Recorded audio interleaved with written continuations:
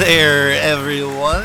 In here, out there, thank you for joining us for our now biannual big show. I'm your host, Jerk. How is everybody doing? I hope you're all doing well. Spring has sprung. I've got the gentle sounds of America's pastime echoing through the studio windows, and I'm staring down the barrel of my birthday in a couple weeks. But part of getting older is trying new things and meeting new people. Variety. It is the spice of life, along with garam masala. And speaking of new people and new things, that's going to get us to today's guest. Ladies and gentlemen, please join me in welcoming out the star of the new campaign, the premium Tier 8 Japanese battleship. Give it up for Iwami. Iwami. Some say it is a Tier 8 Nagato, others that it is pointless because of Musashi. However, I find neither of these things to be true. I ask you, which of those ships have a giant hibachi grill on the back? That's right, neither. But that's not all Iwami has going for it. For one, Musashi could only dream of having the AA Iwami has, and the tragedy of Izumo could only wish to have the concealment that Iwami has. Why, this has torps! Oh my god. And while Iwami does have 410s like Izumo, you should know by now that doesn't tell the whole story. There is a reason the sound of Izumo's guns firing sound like Musashi and Yamato, whereas the guns firing from Iwami sound like all the other 410s. And that's because these are essentially the same 410s from Amagi. Slightly better penetration, but not the penetration of Izumo's 410 millimeters. Man, when can we get Izumo on here to really get into those guns? Anyway, we're talking with Iwami today. So yes, essentially the same shells as Amagi, but with one less turret, a 1.9 Sigma, and those truly lolzy 15-kilometer Shima torps that are spotted from miles away.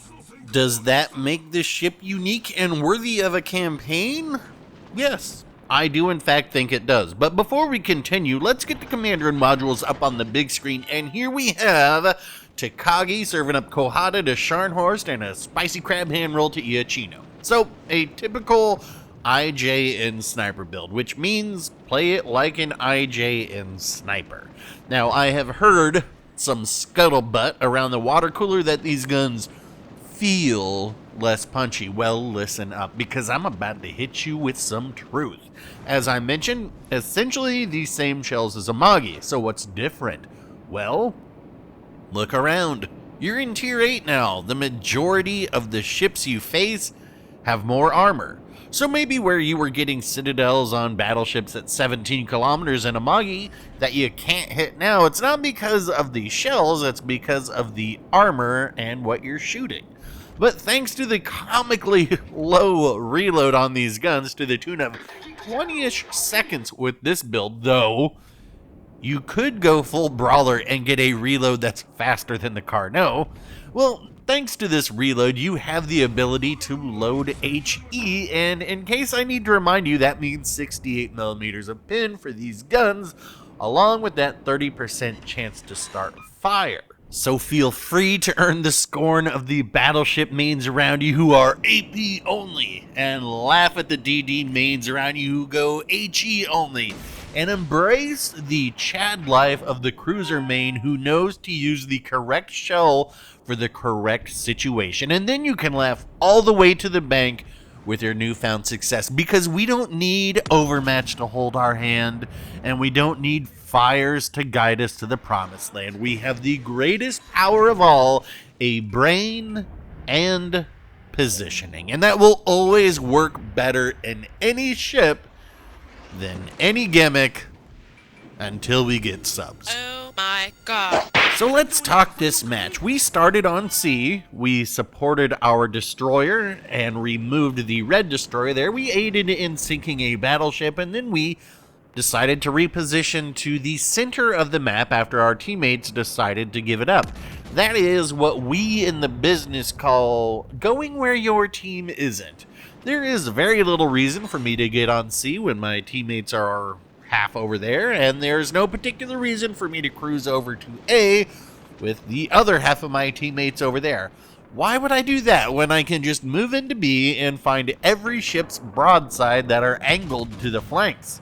Add on top of that, potentially grabbing some XP from capping B and the reduced service fees from this being a premium ship, and we might actually break even in silver in this match. Oh no, is he gonna talk about the tier 8 economy? No, don't worry, not this game. It may not be obvious yet, and it may not be obvious in a few more minutes, but we're going to do pretty dang well in this match. Anyway, I'm moving on to B to cap this. Are you proud of me now, Dad? I'm capping B. I'm capping for you. I do despise HE spammers, so there is no surprise that I'm trying desperately to get rid of this Cleveland. We did get that Citadel earlier, but they are so wiggly. Well, we do get a pretty good hit right there. They are so wiggly, it is proving quite difficult at this moment. However, do you see what is unfolding in front of me? This is a potential Yoinkfest 2023. First, let's get that Zeton, and we're looking at the Bismarck. Let's get that Zeton. There goes that one, and maybe we will drop some Thorps here and there, and there goes the Zeton. We've got our rear turrets ready for the Bismarck, and this is why you position centrally.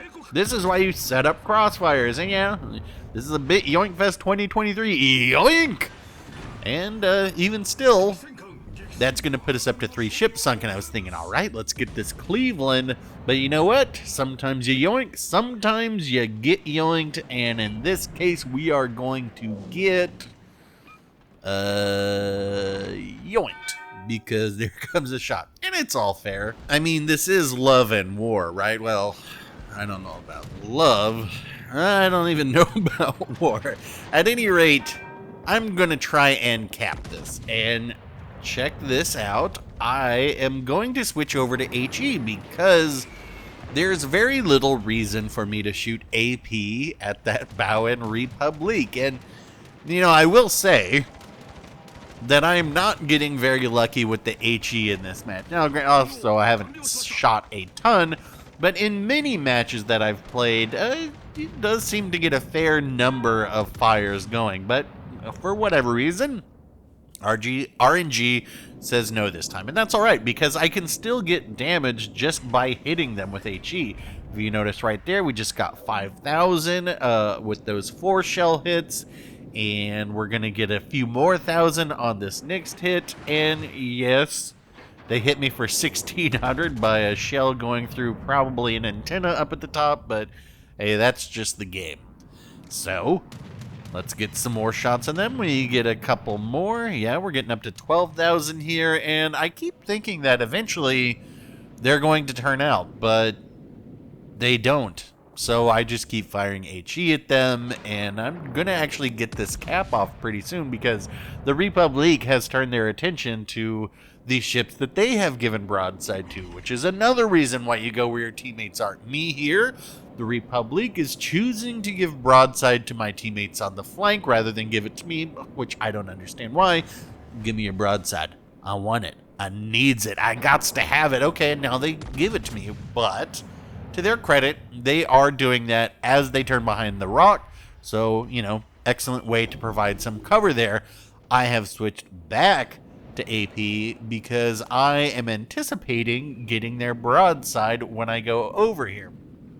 Now, I don't want you to think that we were done with Yoinkfest 2023. And let's be real, I recognize this is a total yoink. But hey, what goes around comes around, and this is going to be for our 4th ship sunk. And yeah, I know, that's probably, you know, maybe that's not the best look, but I had a good suspicion because of the way our teammates are laid out that this could turn into a Kraken match if I could get that ship. Now, granted, if I had gotten that Cleveland, I probably still would have shot at them, but that's the perfect example where sometimes you don't get the ship that you want, sometimes you do. You just shoot to get everything off the map. It's just a game after all. And now, speaking of games, here's the Kaga. And this is going to do it and pick up the Kraken, right? Right? No. Okay. Overpin. Well, we are just delaying the inevitable. So while this happens, let me give my summary on the Iwami. It is accurate, though I must say this is probably the least accurate game I've had in it yet. And I did check my stats in this ship afterwards, and it says my gun accuracy is 35%, which is hilariously bad. The fast reload on these guns is really not something to overlook either. You've got the gimmick torps, which I think I've sunk more destroyers with than battleships somehow. So to me, that's worth the $10. And yes, I did receive this ship for free, but I still bought the campaign, and were I not ACC and knew what I know now, I would still buy it. But of course, that is up to you. Do I think this is the ship to mix up Tier 8? No, of course not. But only Ouija knows what Ouija's got cooking. I think the skill floor on this ship is probably a bit higher than, say, the Musashi.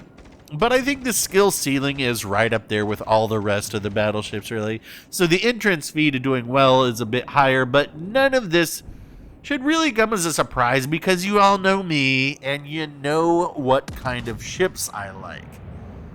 And that is to say...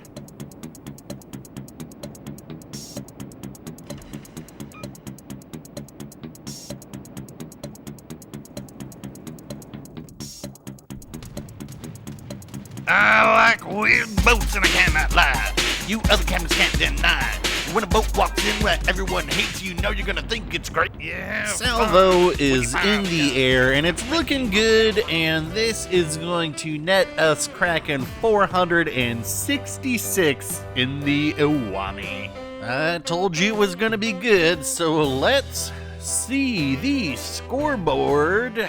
3,943 XP for just shy of a great game. Let's call it a great minus.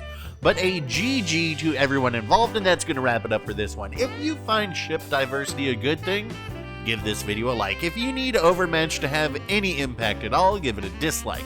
Questions, comments, leave them down below, and if you want to be there for our Nick Surprise pop-up restaurant, think about hitting subscribe. Thanks for watching, folks. I will get back out there for another one, and we will talk then.